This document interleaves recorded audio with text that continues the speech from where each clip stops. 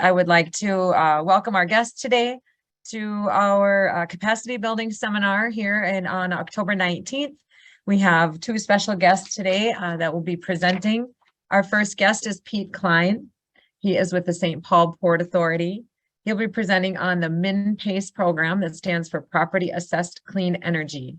And so this is an innovative finance solution for building owners that are interested in energy efficiency and renewable energy upgrades.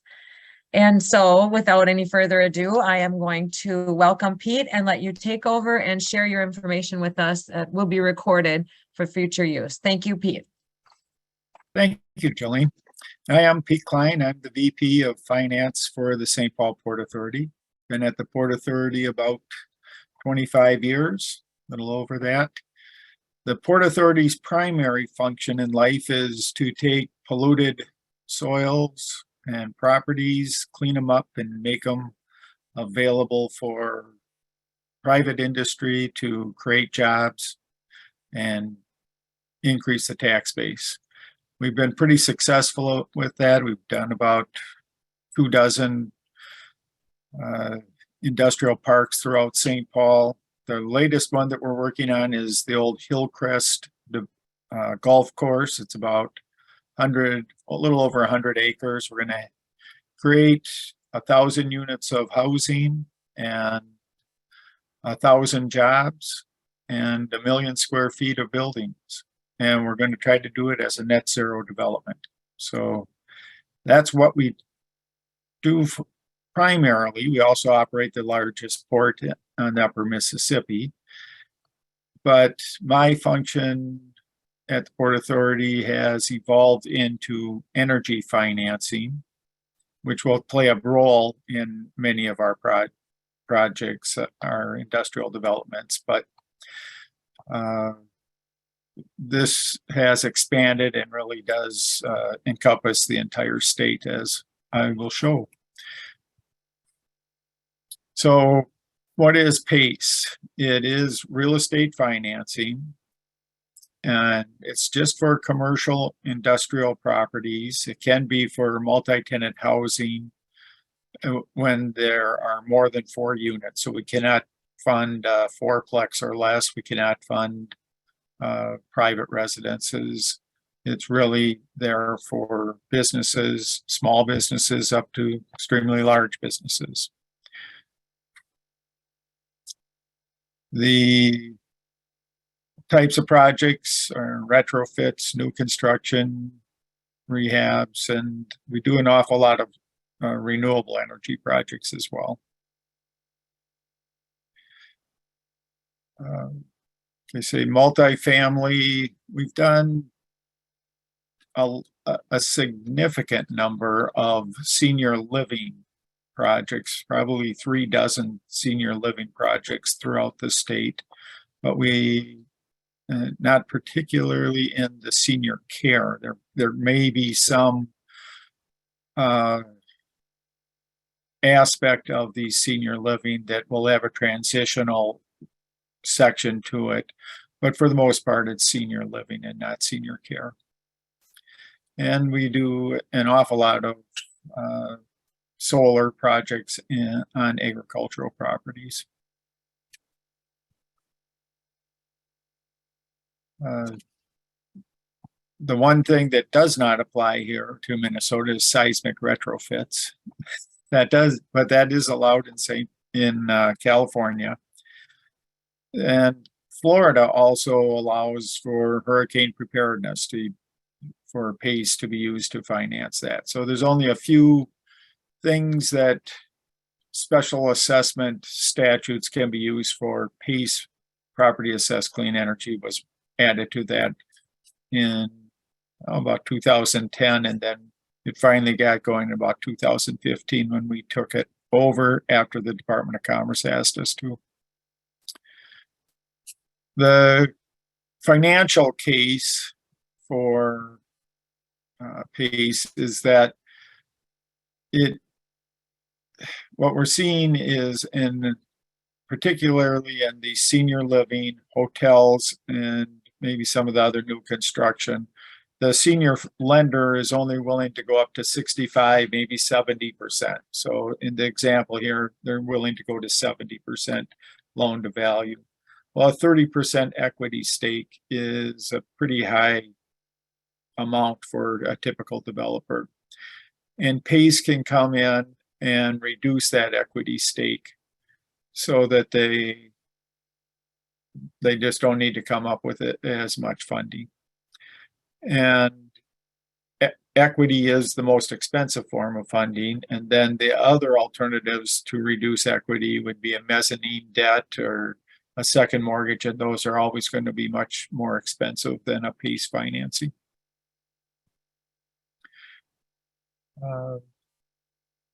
We do work well with other federal and state programs. Certainly with the first mortgage holder, we work directly with them. It is not in the statute that they need to approve the PACE assessment, but that's the only way I will do a project is with lender acknowledgement. So anybody that has a mortgage on the property needs to sign off. The reason for that is that the PACE assessment is a superior lien to the first mortgage, to any mortgage. It's a superior lien. And we almost always get that sign off.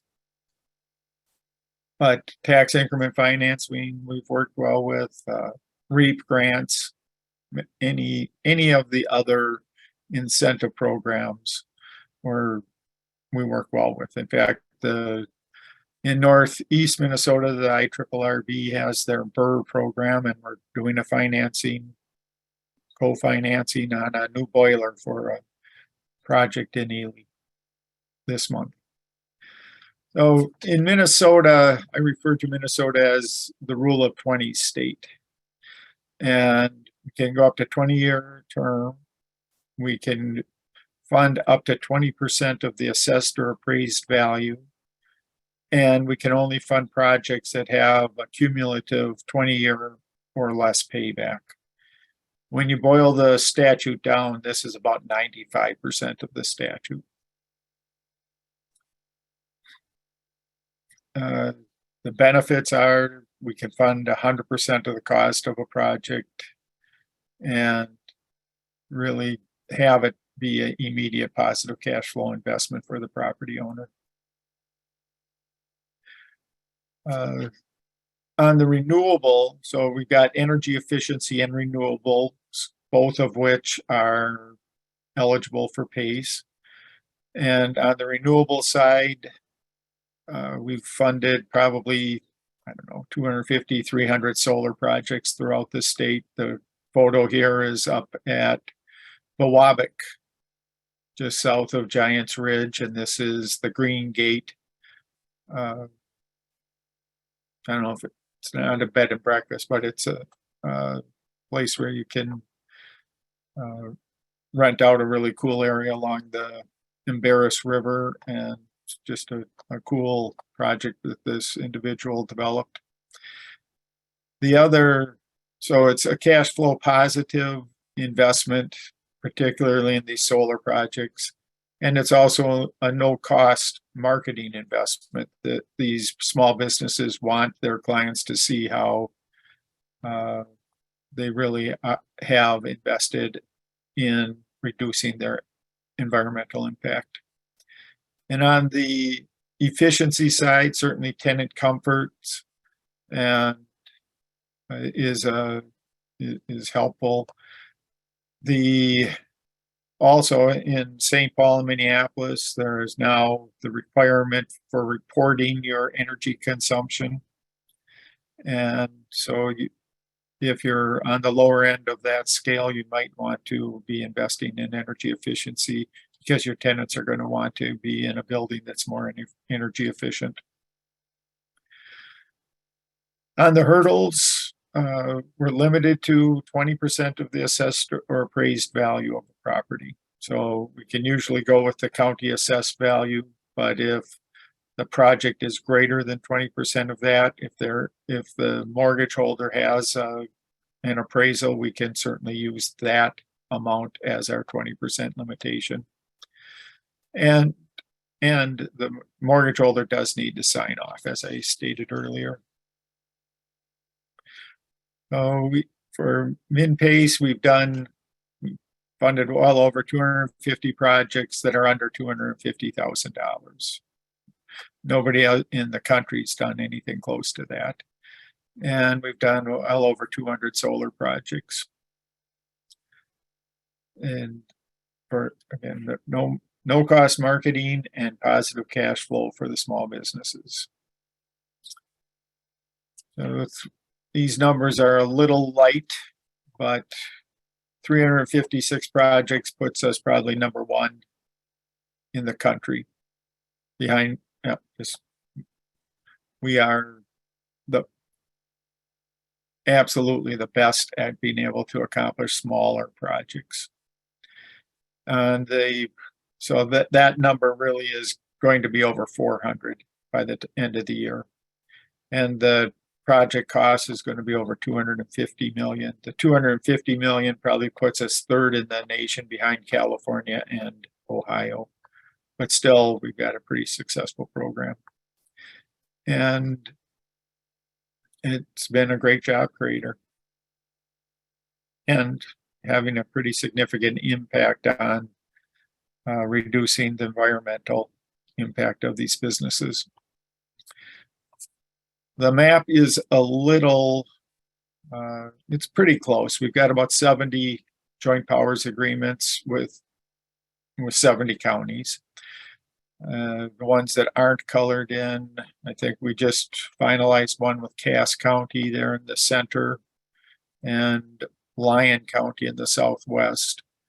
So we've got about 70 counties who have joint powers agreements with probably 24 cities as well, but it's just more efficient to work through the county process in most cases. But we are doing projects all over. This is on our website, so MinnPACE.com. Under cities and counties, you can just click on it and click on any of the red dots, and it can tell you what the project was, you know, the dollar amount and the property owner, just some basics about the project. Pete, if I could just interrupt for a moment, just wanted to let our listeners know that I put the link to your website in the chat box if they want to follow that or copy that for further research. Thank you. All right. So renewables, PACE really is the best way to finance a solar project. And the reason is your first payment is going to be May 15th of the following year with your property tax statement. That allows you to file your taxes and get the 30% investment tax credit back. And also you can depreciate the entire system in the first year. So you're essentially getting about half of the cost of your system back before you need to make a payment. So in dollar terms, $100,000 40 kW system, you're going to receive about $50,000 back on your taxes before you need to make your first payment to PACE. It's the incentives, the investment tax credit, and the immediate write-off. It just makes it really crazy if you have the tax appetite to use those benefits and a site that's conducive to solar. You're really crazy to not be doing solar right now. The other niche is multi-tenant buildings. So the building owner, it's a hard investment for them to make because the tenants are paying the utilities. So if they are putting $1 million into a building, it's tough to see where their payback is going to be. But with PACE, it's part of the property taxes, so they can pass that through and triple net leases. It's still positive cash flow generally to the tenants, and it isn't this big negative cash flow to the property owner. I'll just go through a few examples of projects throughout the state. So this is New Tech in Austin, kind of the rendering above the center there is what it's going to be. This is part of the University of Minnesota's new bio science campus complex that is going to be developed in Austin. This is the first building, I believe, to go in. And this is a bioscience company. I think that they help develop vaccines to save us. So it's a cool project. I think we funded about $5 million on this project. This is in downtown Minneapolis, Hotel Indigo. It's going through its renovation right now. This is the old North Star Hotel. And I can remember back in the day when my wife worked for Cray Research, they were officed in that area, and that was the parking ramp. It was a terrible parking ramp, but anyhow, this one's going through a major rehab right now. That was about a $5 million project. The Rune project in Alexandria is a great example of outstate redevelopment. So this block had, I think, 3 gas stations on it and just all kinds of polluted soils. So they cleaned those up. The Rune is going to be retail on the first level and then housing on the next 3 levels. Going to have a large restaurant, I believe, and other retail. Just a great asset to Alexandria. Here's one close to you. AVA, Advanced Volumetrics, new construction, and they make super insulated panels for construction. And we funded about $5 million of this project to make their HVAC and lighting and probably some of the building envelope more energy efficient. Pete, I'm so glad that you included an example from here in Wright County. I've been lucky to tour the AVA facility now that they're up and running. They're looking for quality employees. It is an impressive operation, and I'm so glad to hear that they took advantage of the opportunities with MinnPACE. Great, thanks for sharing that. So does the rendering look like the real thing? It does, yeah. Okay. I believe that maybe there's still a portion, or yeah, no, this is what the facility looks like. I love the AVA design concept on the side of the building, but Right. it was very, very cool in there, seeing the components that they're building, these modular pieces for hotels and for senior living facilities, all in a controlled environment. It was really cool in there. Yep, it's a really great company and some great jobs. I mean, just like the new tech is going to have a lot of jobs, AVA's has a lot of jobs. A lot of these projects incorporate just brand new employment opportunities. Yeah, absolutely. Let's see, Vortex Cold Storage down in Albert Lee. Super efficient cold storage facility. About a third of it's owned by a couple of individuals, one of which is the owner of Johnny Pop's Popsicles. So this is going to be the storage for Johnny Pop's Popsicles. Then another third of it from another business, and then the rest of it was leased up just about instantly. And so this is extremely efficient cold storage facility that actually won a national award. Throughout the nation, PACE looks at the best project in the nation, and this one did because of the significant energy savings that it developed or that derived from using PACE. There's my office. So Treasure Island Center. This one's got a few numbers behind it, but we funded about $7 million, about 10% of the overall capital stack with PACE. Also had tax increment financing. This was the old Macy's Dayton's building, had no windows in it. That upper left glass is from Sega glass out of Faribault, so you can flick a switch and it won't let the sunlight through. And that behind that glass is the Wilds practice rink. It's also the home rink to Hamlin's hockey teams. And Then on the first level is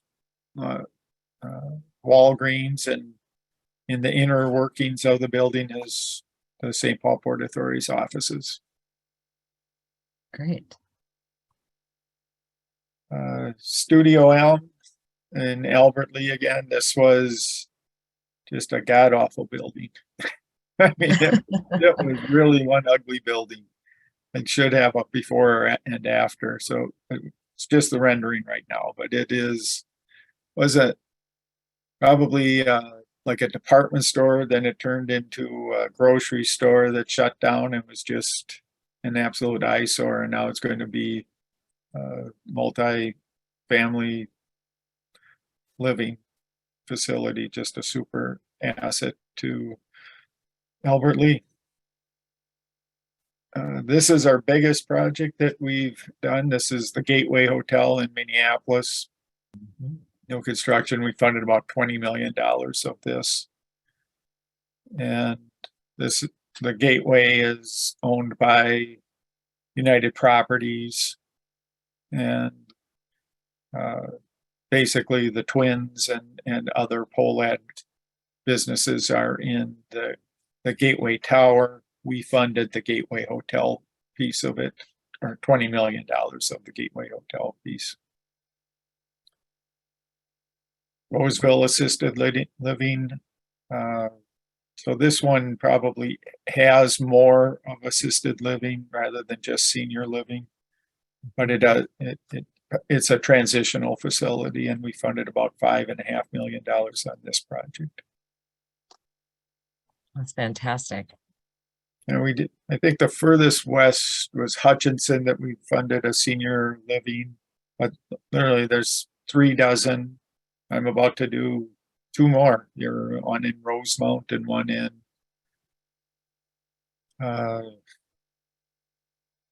Eden Prairie. I'm trying to get closed. Yeah. Okay.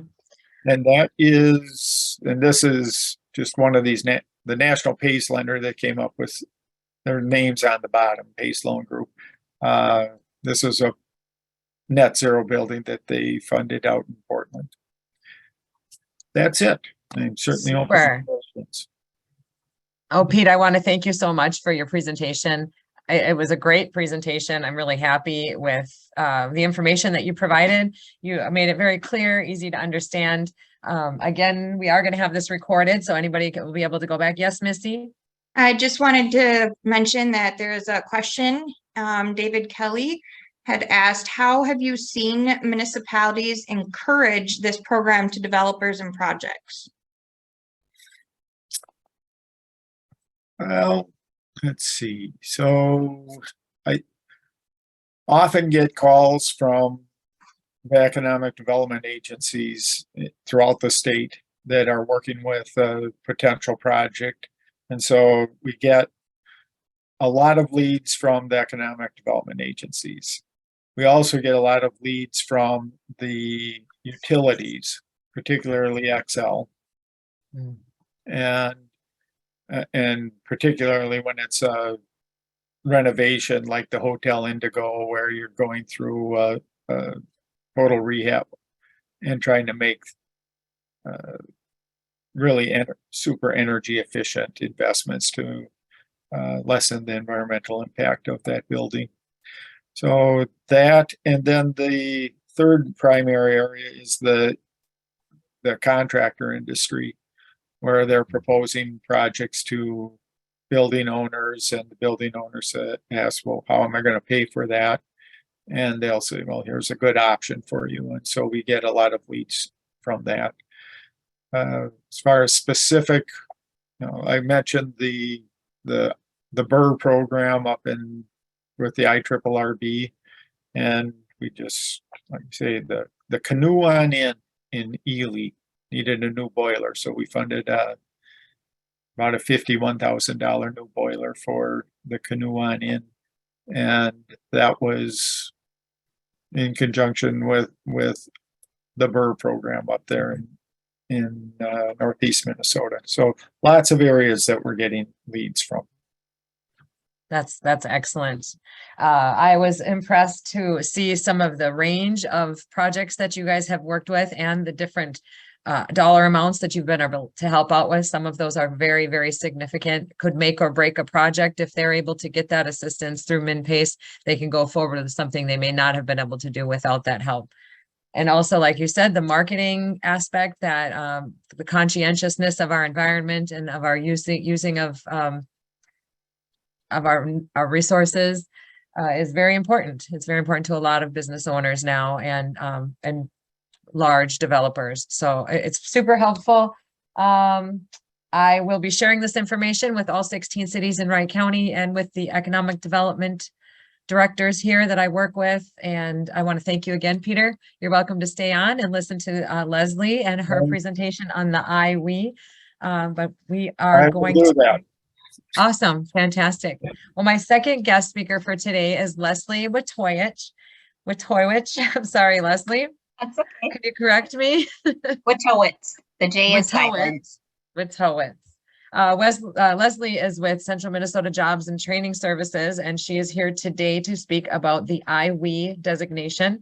IWE stands for Inclusive Workforce Employer Designation. And I believe this is supported with the Department of Employment and Economic Development as well, supported by them.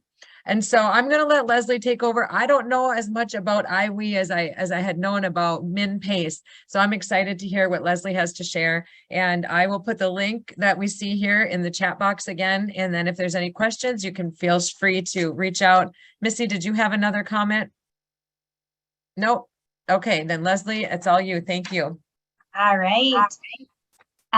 Thank you again, everyone. This is Leslie Wojtowicz with Central Minnesota Jobs and Training Services. Here on this first slide, it is Inclusive Workforce Employer Designation, or as we like to refer to it as the IWE designation. It is a Region 3 initiative. So Region 3, as you can see up on the little map on the top, it is comprised of 13 counties, Local Workforce Development Area 5, which is CMJTS. It is Chisago, Isanti, McLeod, Meeker, Mille Lacs, Kanabec, Candy, Ojai, Renville, Pine, Sherburne, and Wright counties. We are also partnering in this initiative with Local Workforce Development Area 17, which is Stearns and Benton County.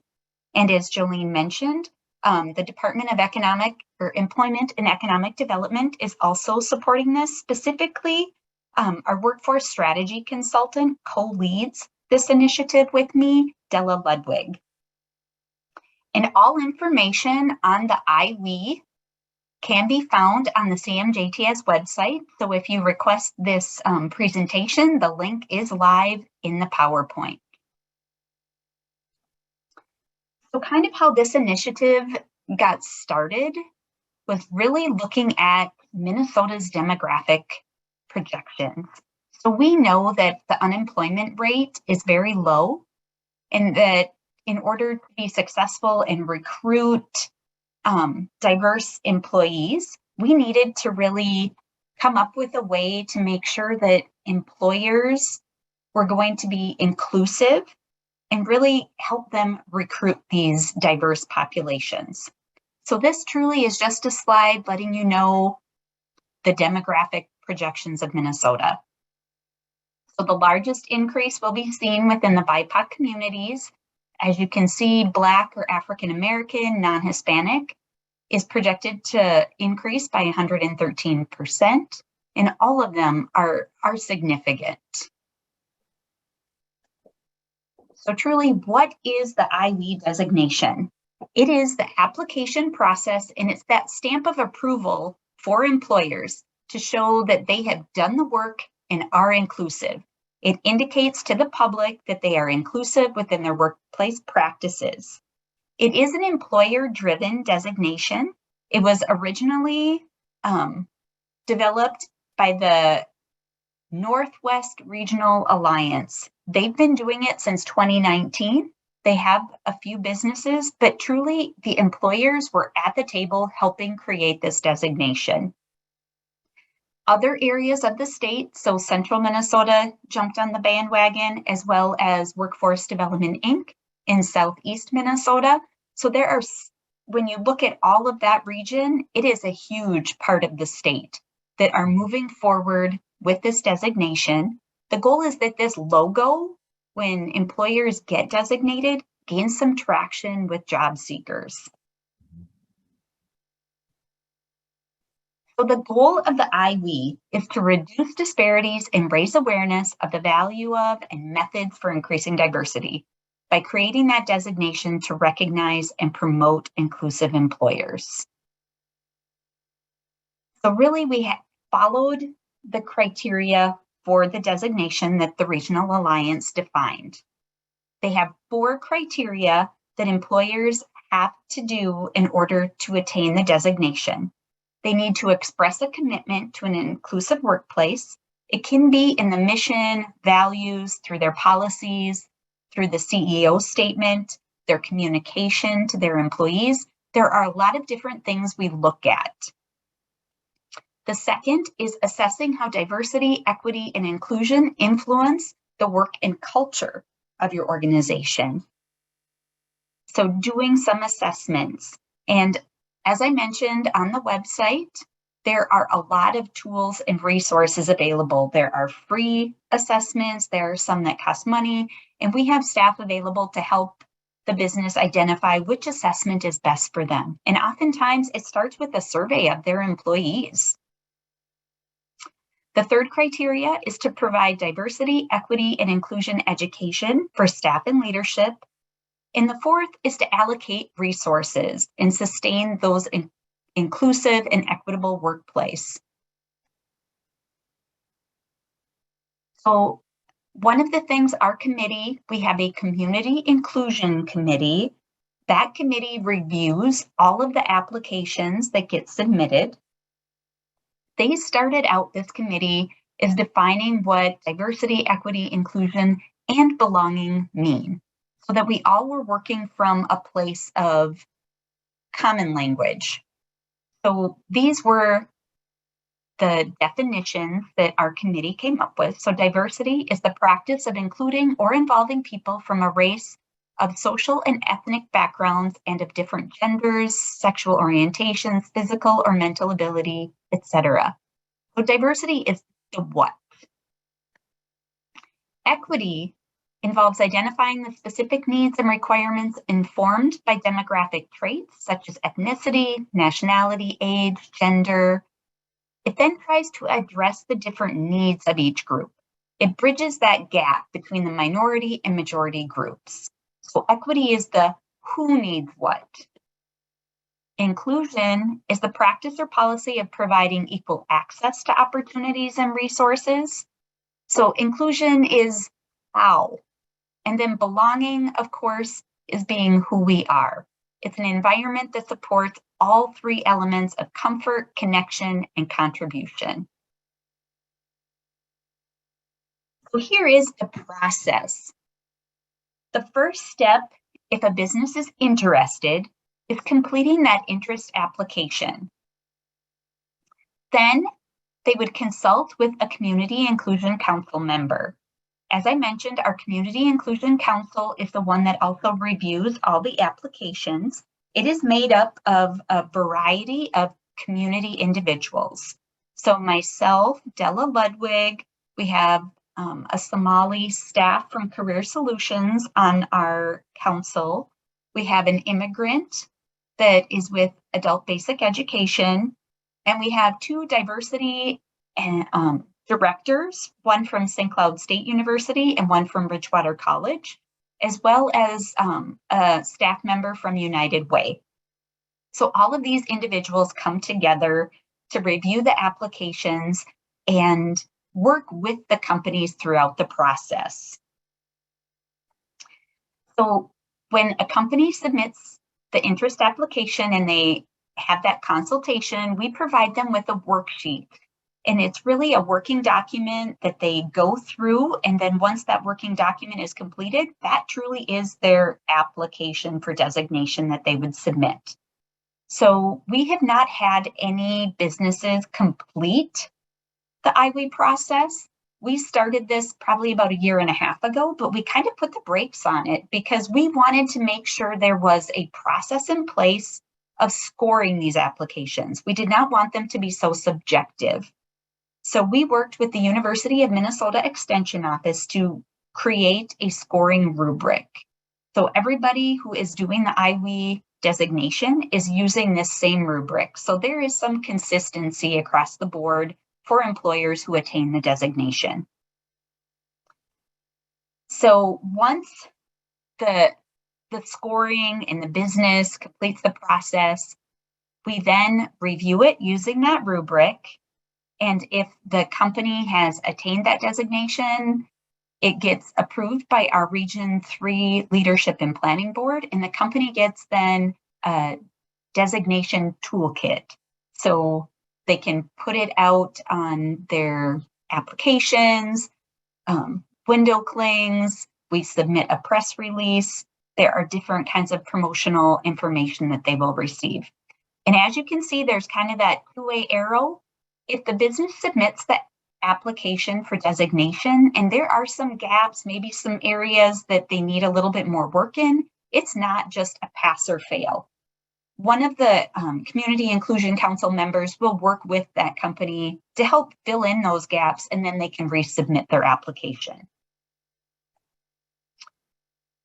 We are focusing on a wide variety of diverse populations. It is not just BIPOC or people with disabilities. We look at all kinds of diverse populations.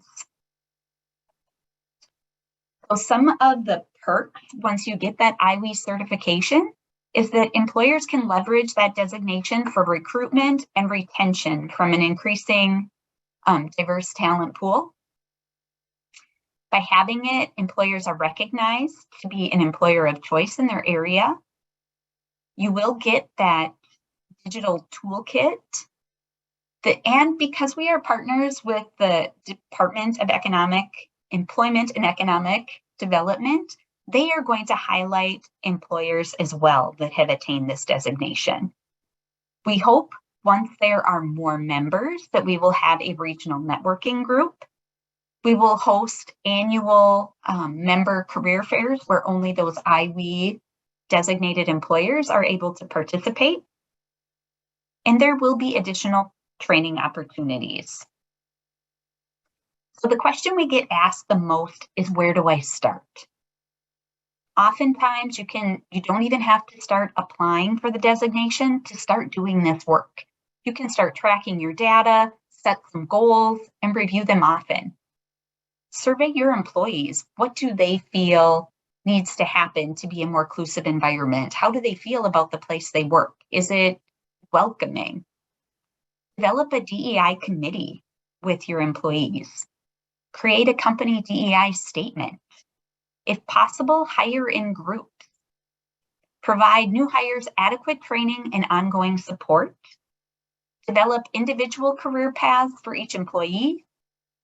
Be sure to build authentic relationships that create loyalty. And review and adjust your DEI program as needed. There are several resources available as I mentioned, on the IWE page on the CMJTS website. There are several resources. There are links to assessments, links to how to put together a DEI committee, just a variety of tools and resources available for you. We were able to take the DEI guide that Duluth put together, but then we added local resources on the end. So you can definitely access the Central Minnesota DEI guide. It talks about hiring, onboarding, retention, a lot of tips and tools in there. CareerForce also has their own DEI guide. And then of course, the link again for applying for the IWE certification. And there are 3 of us that are basically heading up this initiative. Della Ludwig with Deed, our workforce strategy consultant, and her contact information is there. Myself, and I am housed right here in Wright County at the CareerForce in Monticello. And then Angie Dolly with Career Solutions, and she is located in St. Cloud. I know I went through that pretty quickly, but are there any questions? I can't hear you, Jolene. Sorry. Thank you so much, Leslie, for sharing this information. I think you did a fantastic job of creating clarity and making it easier to understand what it is that this new program has to offer. While you were speaking, I was able to bring up the webpage, Central Minnesota Jobs and Training page that talks about how to get started. Central Minnesota's Inclusive Workforce Employer Designation Program. And I found under Expressing Your Commitment, they have a sample statement, a CEO statement template that's available for you to look at and to use as a guide if you're ready to start creating a CEO statement. So that's very helpful. And I see all these other links for resources available already. I was impressed with what you mentioned in your slide about belonging. I think that's maybe a part of this inclusivity and diversity and equity that people maybe don't think of. Of course, we want to create that sense of belonging where there is a true feeling of loyalty and a true personal relationship with people that are different from us and are different from each other. So I'm really happy to hear that you added belonging into that definition. And let me see. I'm interested in the scoring rubric, and I think, you know, as I do some more research, I'm going to be looking for some of the more finer details of what that scoring looks like. And is that also available, or is that sort of a second step once you've done the first portion? No, we have it laid out where you can view all of the steps, and on the final page where you can apply for the designation, there is that worksheet, which I referred to as our working plan, that as you complete that, that is truly the application. And there is also the scoring rubric that you can download, so you can see exactly what the committee is looking for. And as more companies go through the process, we are hoping to get permission from those companies, those especially that have gotten that 3 score, and put together some specific examples of what companies have done, so that will be a resource as well for other businesses.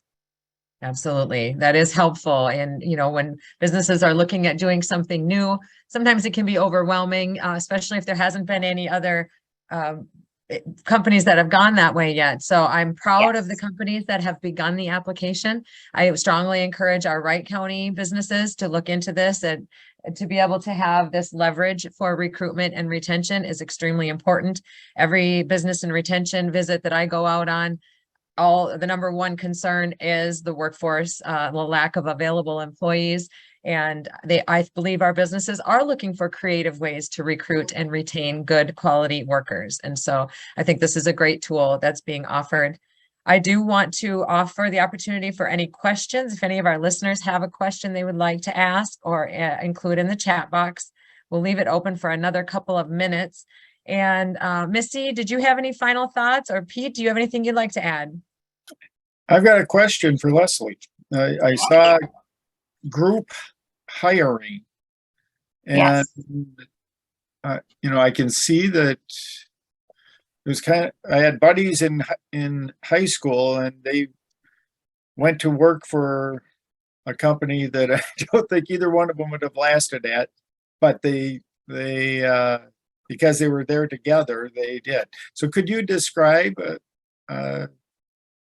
maybe a successful group hiring, or how you envision that?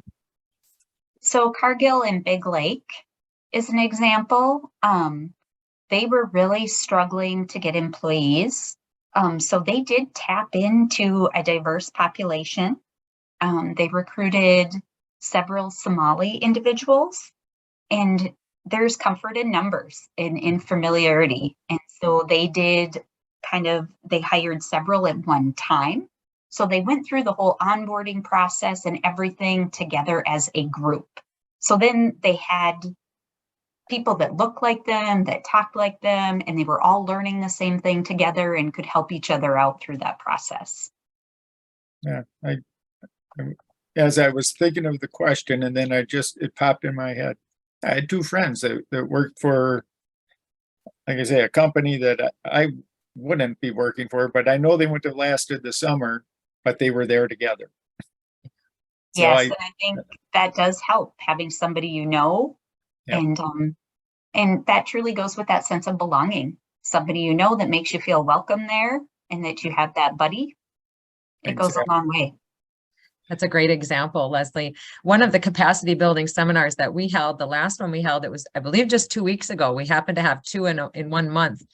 Or maybe it was the end of September. Misty would remember, but it was with our friend. He was suggested to me from the Department of Employment and Economic Development, Chet Bodine, and Dave Hare suggested I speak to Federico Velasco. He runs a business called Talent PR, and he works with Puerto Rican Americans, and he helps make connections between employers looking for quality individuals and Puerto Rican Americans who are looking for job opportunities here in the United States. And he talked about hiring in groups as well. You know, in that case, because it's such a long distance for transferring, having a group coming together, there is that feeling of camaraderie when you're with people that you feel have that in commonalities. So I think it's a great idea. I know of opportunities in St. Cloud to hire somebody to come into your business and help you understand what the specific needs would be for certain diverse groups. When we're looking at different religious practices and some of the opportunities that we would want to provide to diverse populations, there are training and educational opportunities as well for business owners who aren't sure about what that hurdle means, but these individuals can make it easy to transition into being more inclusive and being more thoughtful to diversity. And if you, on the website, I don't remember which page, but there were a couple YouTube videos. So we have done some training with this initiative. So the very first training on March 3rd, there is a link to the recording. Okay. It highlighted why DEI is important to your organization. It was a presenter from the University of Minnesota Extension Office. And then the second portion of that was Somali individuals specifically talking about what helps for hiring and retention and how to accommodate their religious needs.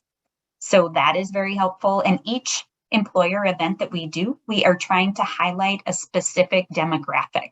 So the second one we did on September 9th, it highlighted visas and green cards and how to work with the immigration. If you are really struggling to get those skilled laborers, how you can access people outside of the US.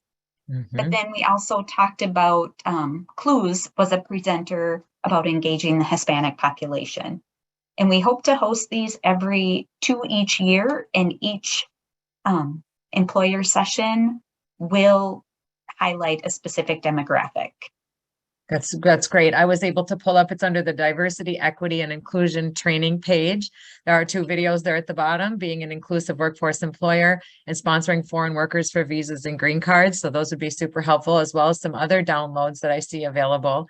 I was also very happy to see that the spectrum of individuals that we're referring to, these are our friends, these are our family, these are our neighbors, these are the people that we already know and love, not just people that seem very different from us, but people that are very much like us. The older Americans, younger Americans, those who have been previously incarcerated and are now reformed and looking for high quality employment.